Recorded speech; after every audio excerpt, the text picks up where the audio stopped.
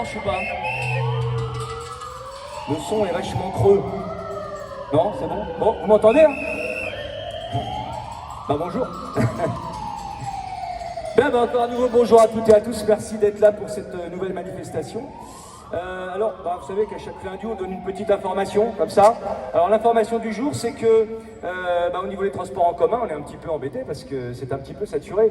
Il y a une récente enquête dans les médias, Le Parisien pour ne pas le nommer, où pendant 5-6 jours, une dizaine de journalistes du Parisien sont allés dans les transports en commun, notamment dans le métro, et ils se rendent compte que, sur plainte effectivement du public en règle générale, ils se rendent compte que ça va pas super bien. Alors que Madame Hidalgo voudrait tous nous mettre dans les transports en commun, engouffrés dans les wagons, eh bien c'est pas super parce que cette enquête révèle que notamment sur la ligne 8 et la ligne 9 et d'autres lignes, et notamment sur les heures de pointe entre 8h30, 9h30 et 17h30, 18h30, eh bien les wagons sont tellement bondés que les passagers, certaines fois, ne peuvent même plus monter dedans. Vous voyez, donc c'est un petit peu comme au Japon, vous voyez. Ça à cause de quoi? Alors Madame Pécresse s'est fendue d'un petit mot pour s'excuser auprès des usagers en disant que bon, ils tentaient d'améliorer les choses, sauf que ça va être très compliqué d'améliorer les choses puisque il s'avère que Paris-Île-de-France Mobilité met en place un cahier des charges, que ce cahier des charges est encore moins contraignant qu'en 2019 et que malgré tout, la RATP n'arrive pas à le respecter tout simplement. Pourquoi? Parce qu'il y a un manque de chauffeurs. Voilà, il y a quelques problèmes sociaux au sein de l'entreprise et on sait que voilà, il y a des grèves, etc. Et c'est pas pour rien parce qu'il y a des problèmes au niveau du salaire, au niveau de la reconnaissance, etc.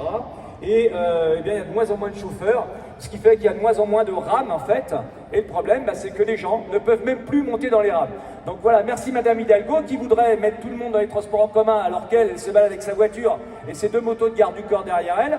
C'est juste pour lui dire que, évidemment, le deux-roues motorisé c'est une solution. Et puis, quand on va faire payer les stationnements pour les deux-roues motorisés, peut-être qu'effectivement certaines personnes vont se reporter dans les transports en commun, mais qui sont quand même assez compliqués à utiliser, notamment pour les gens qui habitent le plus loin.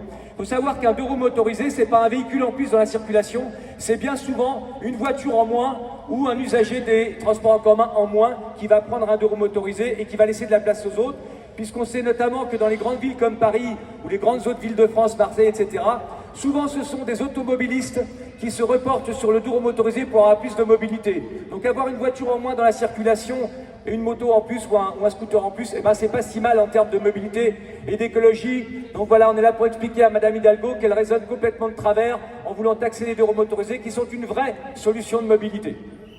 Alors, par ailleurs, la bonne nouvelle, c'est que on vous quitte pas, puisque vous savez, la dernière fois, on s'était demandé si, à l'issue des fêtes qui arrivent, donc après Noël et après Jour de l'An, donc on s'était dit que les 2 lundis, celui d'après Noël et celui après le Jour de l'An, on viendrait peut-être pas manifester parce que vous auriez peut-être autre chose à faire, etc. On s'est dit, donc on a voté au bureau qu'on viendrait quand même, voilà. Alors, évidemment, je pense qu'on ne sera pas beaucoup, mais si parmi vous, il y a des courageuses et des courageux qui, juste après les fêtes, veulent quand même venir, on sera là les 2 lundis et tous les autres qui suivent, bien évidemment. Bonne manifestation à toutes et à tous. On va continuer à mettre un peu de musique pour dire à Madame Hidalgo qu'on est dans la rue et qu'elle ne nous oublie pas.